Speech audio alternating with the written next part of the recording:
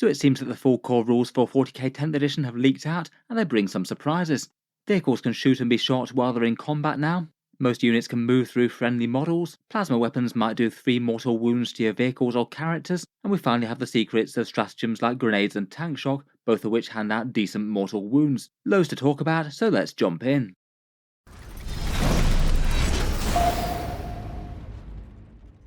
Hello and welcome back to Warspets Tactics, where today we've got some seriously big 40k rules leaks. Seems that someone's posted the entirety of the 10th edition core rules online a bit before Games Workshop has.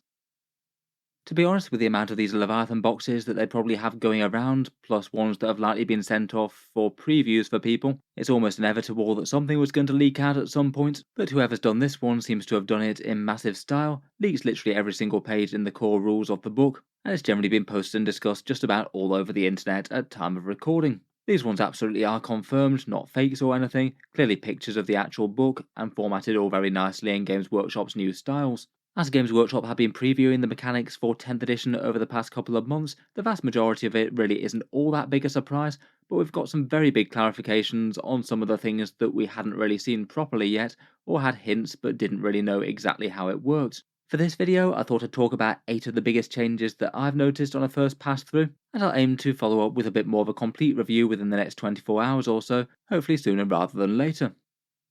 Jumping straight in though, and the first one's quite a big one, it seems that you can now move over friendly models in the movement phase, so you're not going to get blocked in by your own infantry or cavalry. This could be a kind of annoying issue in Warhammer 40k itself. You might have fiddly formations where you deployed an infantry unit to the front, you'd have to awkwardly move them to the side so a character could get through, for example. And while it kind of makes sense that units just can't barge straight past each other, it also meant that you couldn't really have units advance as, say, a formation quite as well, due to some units having to move block the ones behind them. Now though, it seems like that's just not the case. You can move your infantry units through other infantry units, and it looks like the same for mounted units and things. Apparently the only exception is for monsters and vehicles, which can't be moved over friendly monsters or vehicles themselves. So if you've still got a tank column that's got bogged down in a narrow lane of movement, that's still going to be an issue for you. Overall, I like this change. It definitely is an element of the game that felt a bit clunky, and while I get the previous version of the rule, I feel like this abstraction is pretty reasonable.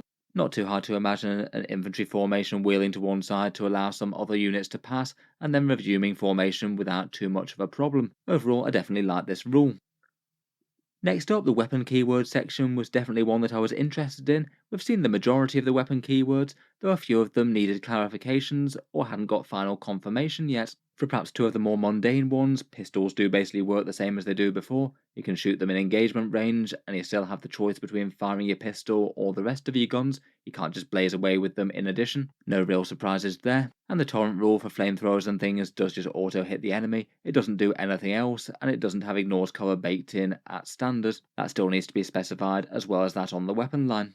Perhaps one of the most interesting ones was the hazardous keyword, which I was kind of interested how that would work. This is the one that you get for overcharged plasma weapons or things like psychic that's going off in a risky way. And I feel like Games Workshop have made really quite a smart change to this, as previously you had it that every single hit roll of a 1 would cause a mortal wound on your own unit, and it could be really swingy depending on whether you had hit rerolls or whether the gun in question that you had happened to be firing a lot of shots. Now it seems that each time you fire one of these weapons, rather than the mortal wound damage being baked in on the hit rolls of 1, you now just roll a single dice after you've made this roll. On a 2+ you're fine, but on a 1 you either lose the model or you take some mortal wounds depending on what sort of unit you are. For most things like infantry and cavalry and mounted things, it will just mean that you still just lose the miniature. A 1 in 6 chance of your model dying if you happen to roll unlucky, though you do have the option to command point re-roll it as per that stratagem's rules now.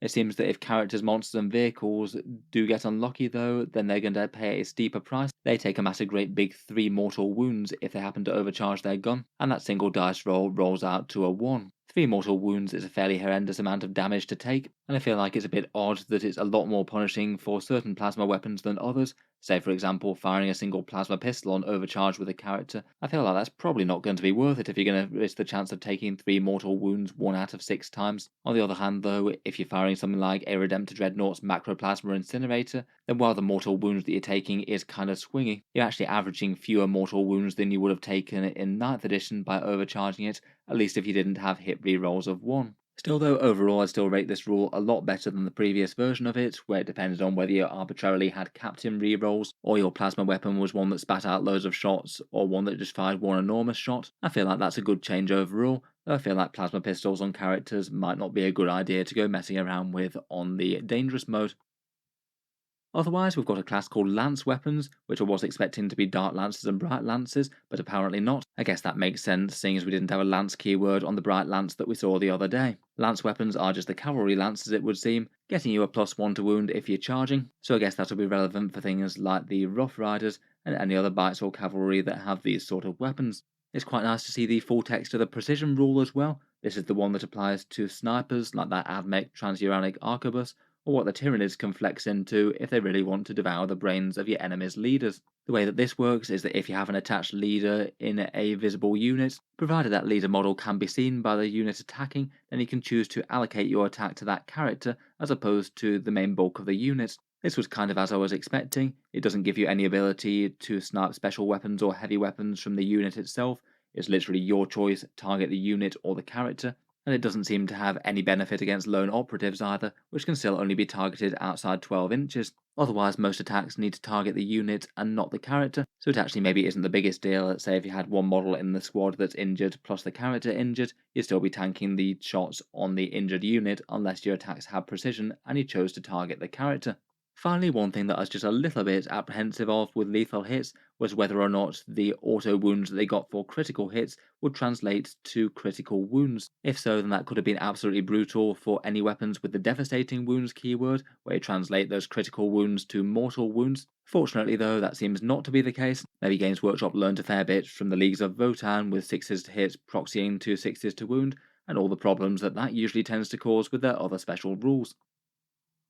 While we're on leaders as well, here are the 4 rules for them. It seems that they attach to a unit pre-game, and from then the unit becomes an attached unit. The characters will have the leader keyword on the datasheet if they can do so, and then they'll have the list of squads that they can attach to also printed. From the things that Games Workshop's previously shown off, it often seems to be the ones that share certain armor classes, and then from then on the unit that they've attached to counts as their bodyguard. You can only usually have one leader per bodyguard, unless the leader or the bodyguard itself happens to have other special rules to allow more units to attach. We've seen that there's going to be exceptions with things like Space Marine captains plus lieutenants, and apparently a lot of the minor sisters of battle characters they'll be able to double up as well. I'd say the rules are fairly intuitive to be honest. When you attack the unit, you use the toughness characteristic of the bodyguards. If it varies at all, you can't allocate any attacks to the character besides with that precision keyword. Until the bodyguard is shot down, it must be them that take the hits before the character does. For normal weapons, you can only target the character when the entire squad's destroyed,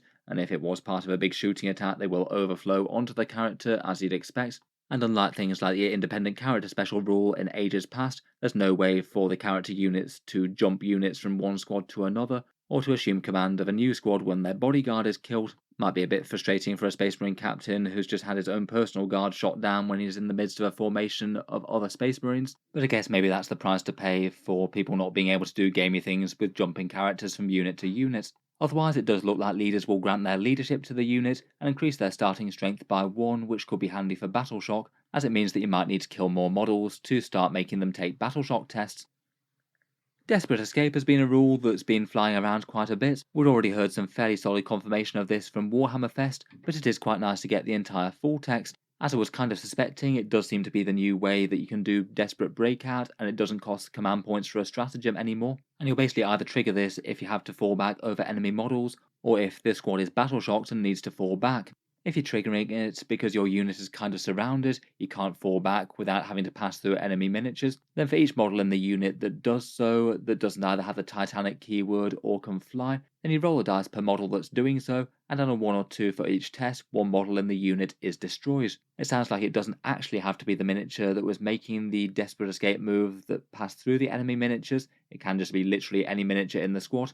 So I guess that means if, say, you had your sergeant specifically surrounded, you wouldn't necessarily need to pull that model if the test was failed. You could tank it on another guy. If you're battle shocked though, then literally every single model in the squad must take the test, but you never have to take the test multiple times. Say if you were surrounded and also battle shocked, it's still going to be the same roughly 1/3 of the unit that perishes when you fall back. Overall I quite like this, it is fairly powerful and you could be losing big chunks of the squad like this. Definitely feels a little bit like the sweeping advances that we had previously from 40k when you failed morale. I like the way that it counters try-pointing somewhat, but that still is going to be useful if your opponent needs to fall back and it potentially triggers a casualty. And it is kind of interesting that you could choose to use this to literally gain better positioning if sacrificing roughly a third of your squad is a price worth paying for suddenly, say, warping to the other side of the enemy unit when you fall back.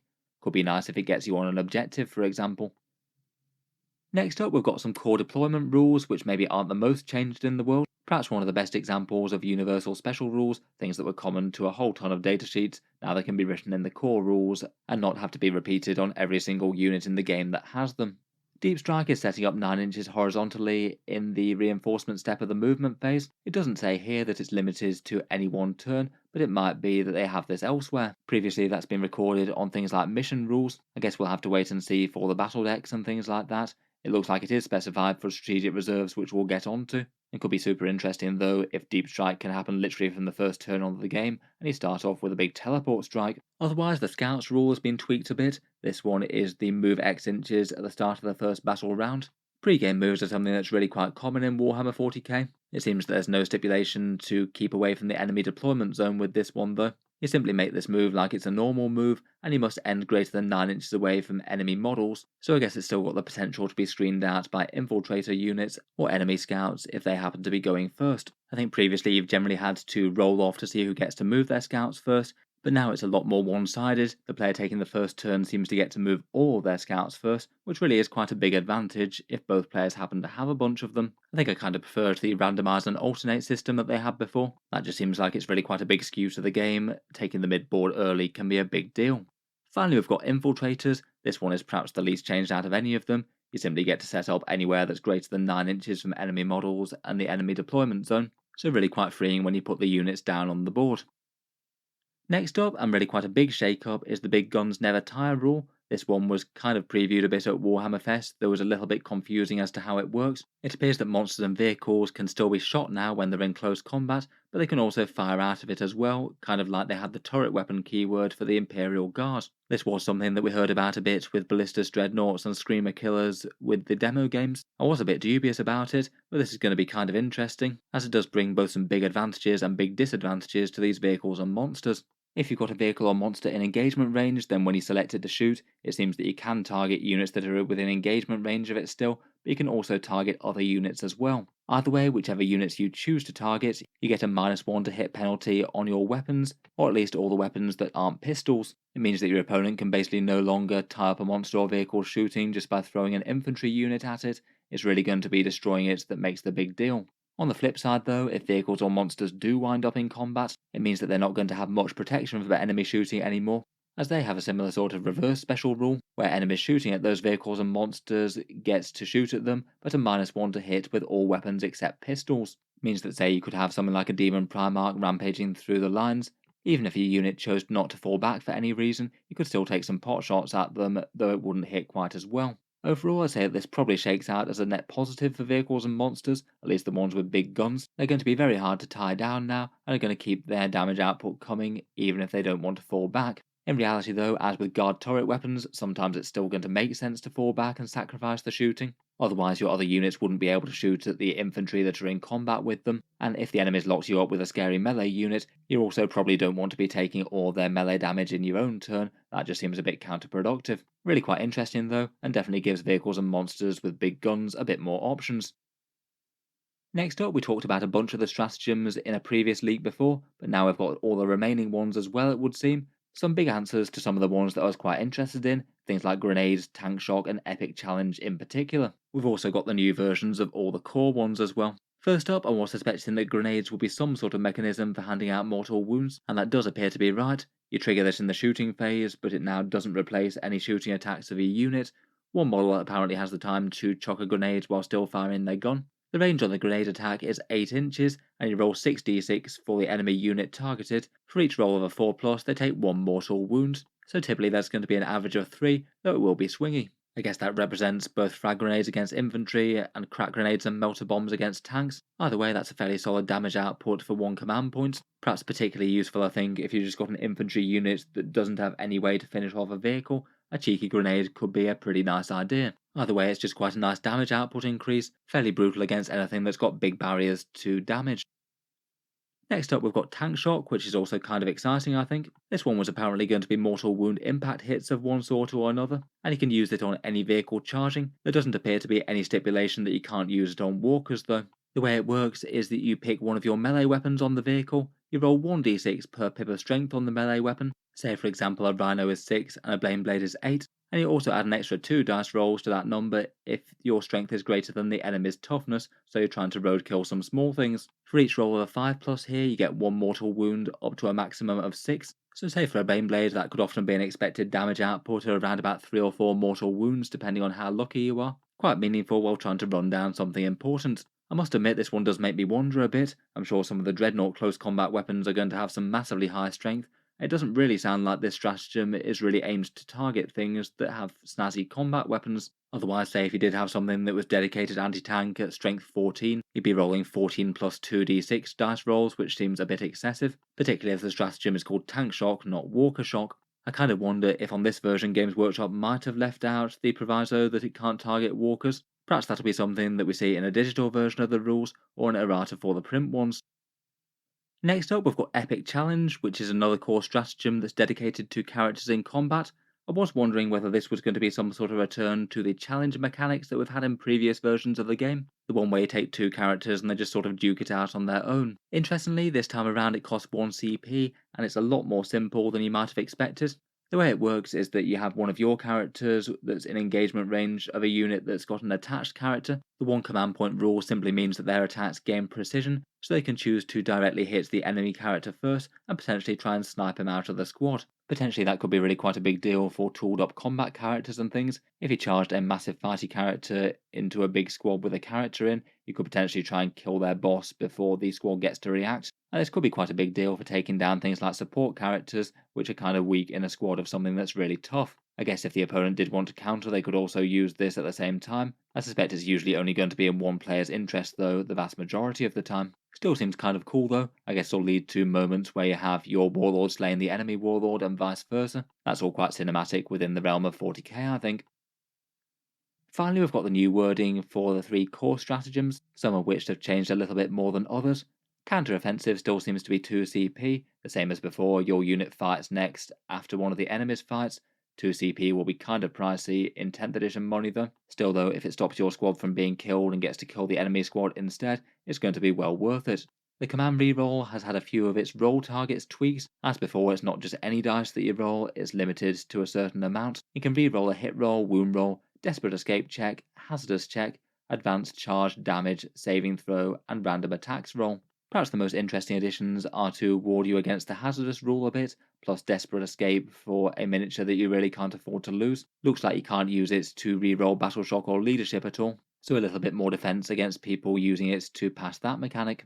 Talking of which though, Insane Bravery makes a return. This one's been dropped down from 2 CP to 1 CP, and this one's basically used when a unit has just failed a battle shock test and you get to count it as passed instead. It looks like this won't be able to be a defense against other triggers of battle shock though, things like the Carnifex Screamer Killer thing or those Infernus Marines Flamers. It is locked to literally just being used in the command phase and not elsewhere. So I guess it's mainly going to be used at taking casualties. Basically this just means that a battle shock test goes from being failed to being passed. So if it's absolutely 100% critical that one unit absolutely can't have battle shock this turn, you can basically turn it off, but it will cost you one of your precious CP. I'd say that this being fairly easy access like this means that battle shock powers are just a tiny bit reduced in game, though it means that if you do make heavy use of this, you will be giving up other options. It means though, if you just surprisingly fail a morale check for one of your best damage dealers crusading towards the enemy, or you surprisingly fail one for some backfield objective holders that would cost you some unacceptable victory points, you can nullify it for 1 command point if you choose to.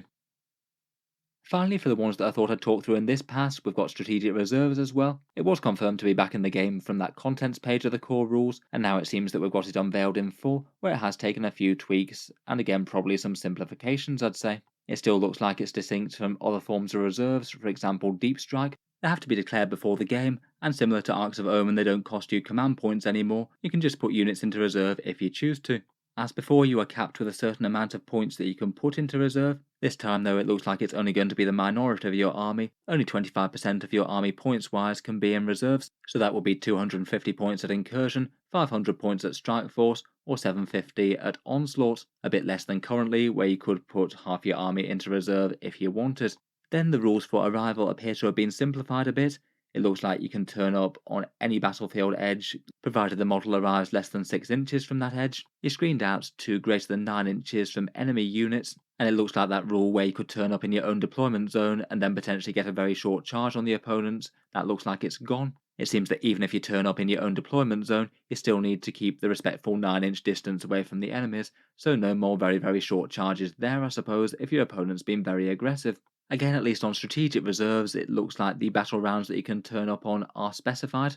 For the second battle round, you can't put your models down inside your opponent's deployment zone, but they can go anywhere else on the board. And then in the third battle round or later, they can turn up on any board edge, including your opponent's one in their deployment zone. And at least from this as well, it doesn't look like there's any riders to stop you from arriving on turn 4 or turn 5 now if you'd like, potentially keeping your squads off the board. Overall, it does feel a little bit more simple and intuitive compared with the 9th edition version. I feel like that was a rule that a lot of people misplayed. Less unintuitive stuff like the deployment zone arrival stuff, plus never using your opponent's own board edge, which caught some people out. Looks like they're deliberately trying to make it not an enormous deal for your army, so only a quarter of your army in reserve. I feel like that feels kind of appropriate.